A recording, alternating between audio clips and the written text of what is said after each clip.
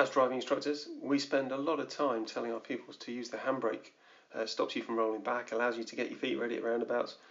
And what you're about to see is a little bit of footage where someone's parked on their drive and the handbrake may or may not have been on, but it is always advisable to put the car in gear just in case the handbrake fails. You should also wear appropriate footwear when about to push or pull a car across the road, because your shoe might come off. So the car on the right has no reversing lights on, and it doesn't have a driver in it, and suddenly that's dropped, the penny has dropped, and we're trying to get in, now realise the car's locked and trying to pull, and boom.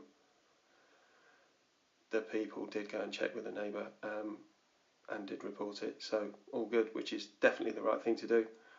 Just thought it was a little thing that we should show you to make sure you put your handbrake on, people, and leave it in gear if parked on a hill for long periods.